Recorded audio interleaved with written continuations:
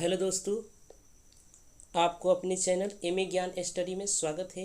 तो चलिए दोस्तों, आज की इस वीडियो के तहत हम आपको जो है संज्ञा जो है आपके बोर्ड के एग्ज़ाम के लिए बहुत इम्पोर्टेंट क्वेश्चन है।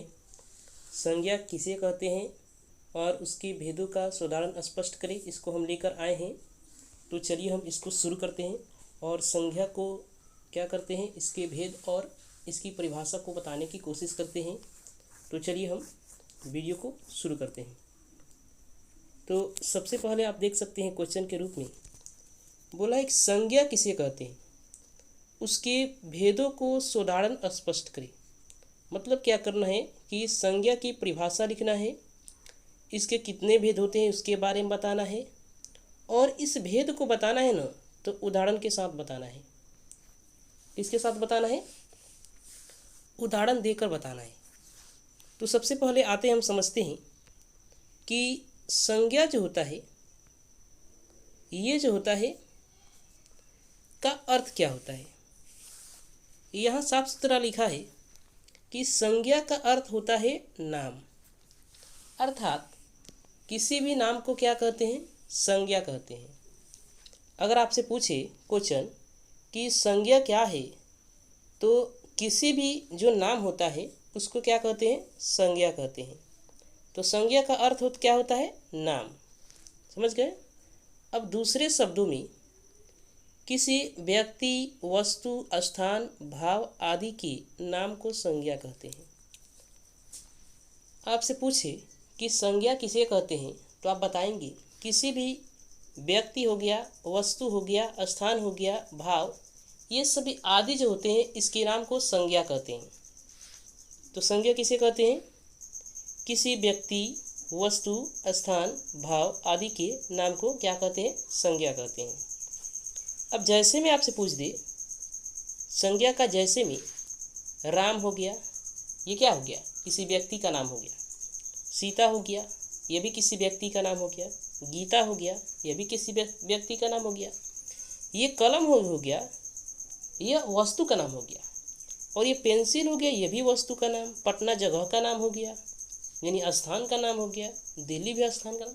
मतलब कहने का मतलब यह है कि किसी व्यक्ति, वस्तु, स्थान या भाव, ये सभी होते हैं, इसके नाम को क्या कहते हैं, संज्ञा कहते हैं। समझ में आया ना? ठीक है ना? चलिए अब संज्ञा के प्रमुख कार्य, संज्ञा के कुछ कार्य भी होते हैं, इसको भी जानना जरूरी है। तो संज्ञा के कार्य को कैसे समझेंगे? तो ऐसे नाम का बोध कराना है जो दुनिया में सिर्फ एक हो। मतलब संज्ञा जो होता है ऐसे नाम को बताता है जो दुनिया में क्या है, केवल एक हो। क्या हो? एक हो। दूसरा है ऐसे नाम को बतलाना जिनसे उनकी जाति का बोध हो। मतलब जाति का भी बोध होता है, उसको बताता है संज्ञा। ऐसे नाम को बतलाना जिनसे उनके समूह का बोध हो। ऐसे धातु या द्रव्य के नाम को बतलाना जिन्हें मापा या तौला जाता है।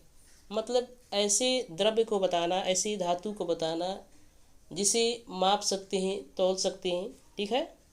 अब देखिए ऊपर आते हैं, करें ऐसे नाम को बतलाना जिससे व्यक्तियों या वस्तुओं के भाव, गुण आदि का बोध हो। मतलब भाव, गुण का बोध कराने वाले वस्तुओं के बारे में भी क्या करना, बतलाना। अब आते हैं संज्ञा के भेद। संज्ञा के भेद, संज्ञा के मुख्यतः 5 भेद होते हैं, जो इस प्रकार है। अगर आपसे पूछे कोई कि संज्ञा के कितने भेद होते हैं, तो आप क्या बताएंगे? 5 भेद होते हैं। संज्ञा के मुख्यतः 5 भेद होते हैं। अब यहाँ देखते हैं कौन कौन से भेद होते हैं। तो कौन कौन से भेद होते हैं? व्यक्तिवाचक संज्ञा, जातिवाचक संज्ञा, समूहवाचक संज्ञा, द्रव्यवाचक संज्ञा और जो है भाववाचक संज्ञा। संज्ञा कितने भेद होते हैं? 5 भेद होते हैं। कौन कौन सी? व्यक्तिवाचक संज्ञा, जातिवाचक संज्ञा, समूहवाचक संज्ञा, द्रव्यवाचक संज्ञा, भाववाचक संज्ञा। समझ गए? अब देखिए, अब आते हैं, समझते हैं कि व्यक्तिवाचक संज्ञा क्या होता है। व्यक्तिवाचक संज्ञा, इसके बारे में जानेंगे।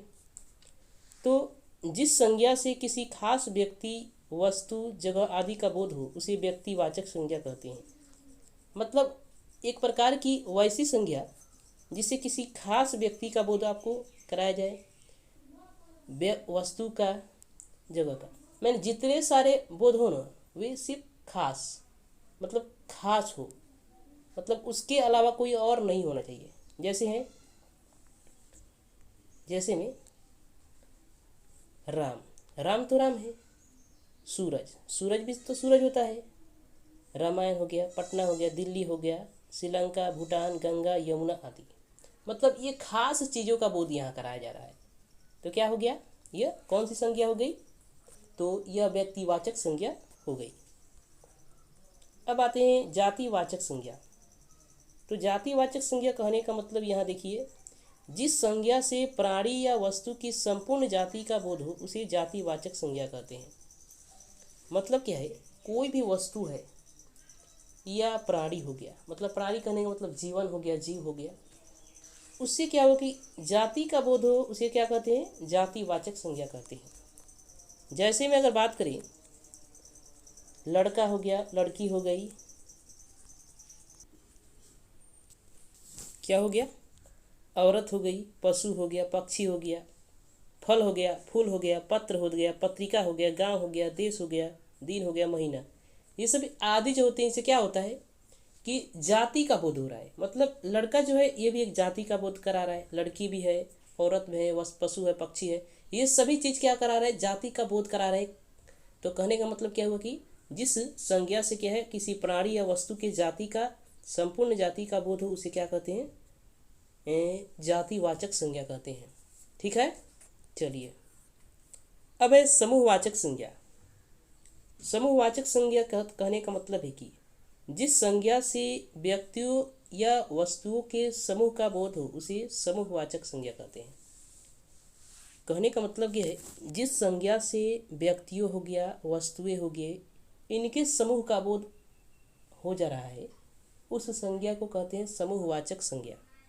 जैसे में कहने का ये तात्पर्य है, देख सकते हैं, सेना हो गया, वर्ग हो गया, सभा हो गया, गुच्छा हो गया, समिति हो गया, संघ हो गया, झुंड हो गया, परिवार हो गया, खानदान हो गया, गिरोह हो गया, दल, ये सभी किसका बोध करा रहे हैं, समूह का बोध करा रहे हैं। कि मतलब जिसमें क्या होता है कि बहुत सारे चीज़ें आ सकती है। जैसे सेना हो गई, इसमें बहुत सारे सैनिक आते हैं। वर्ग हो गया, बहुत सारे वर्ग चीज़ में, इस वर्ग में, वर्ग कहने का मतलब जो है ये गणित वाला नहीं है। वर्ग कहने का मतलब किसी चीज़ को बांट दे, मतलब जो है समाज है, समाज को कई वर्गों में बांट दिया गया है। जैसे सामुदायिक समाज हो गया, पारिवारिक समाज हो गया, ये सभी समाज हो गए। तो इसके मतलब यही है कि किसी भी प्रकार के वर्ग है, सभा है, समिति है, इन सारी चीज़ों को क्या कहा जाता है, जातिवाचक संज्ञा कहा जाता है। जातिवाचक नहीं, समूहवाचक संज्ञा कहा जाता है। समूहवाचक संज्ञा कहा जाता है ना इसको, ठीक है। जातिवाचक संज्ञा जो होते हैं इस जाति का बोध होता है, समूहवाचक संज्ञा का मतलब होता है समूह का बोध कराने वाले। ठीक है,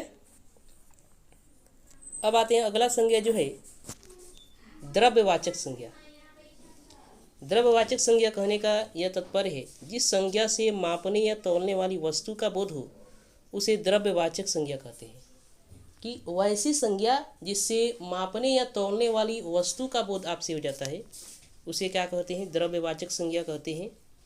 अब यहाँ जैसे में अगर देखेंगे द्रव्यवाचक संज्ञा के बारे में, तो यहाँ हो जाएगा सोना हो गया, चांदी हो गया, हीरा हो गया, मोती हो गया, दूध हो गया, दही हो गया, तेल हो गया, घी हो गया, पानी हो गया, लकड़ी हो गया, कपड़ा हो गया, लोहा हो गया आदि।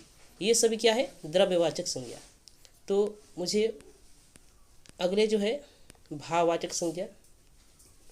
कि भाववाचक संज्ञा क्या होता है, जिस संज्ञा से व्यक्ति वस्तु के गुण धर्म का बोध होता है उसे भाववाचक संज्ञा कहते हैं। गुण धर्म का बोध होता है, जैसे हो गया अच्छाई हो गया, बुराई हो गया, पढ़ाई हो गया, लिखाई हो गया, जवानी हो गया, बुढ़ापा हो गया, खटास मिठास, चतुराई, ये सभी चीज़ें क्या होती है कि ये सभी भाववाचक संज्ञा के अंतर्गत आती है। तो आप समझ गए होंगे कि भाववाचक संज्ञा क्या होती है। ठीक है, और इसी प्रकार से आपने द्रव्यवाचक संज्ञा समझा, उसी सा समूहवाचक समझा, और जातिवाचक समझा, व्यक्तिवाचक, और यहाँ से संज्ञा के भेद और संज्ञा की कार्य और संज्ञा के बारे में हमने बहुत ही विस्तार से बताने की कोशिश किया। अगर वीडियो अच्छी लगी वीडियो को लाइक कर दीजिए, चैनल को सब्सक्राइब कर दीजिए। तब तक के लिए धन्यवाद। अब जो है अगले वीडियो में मिलते हैं आपके साथ।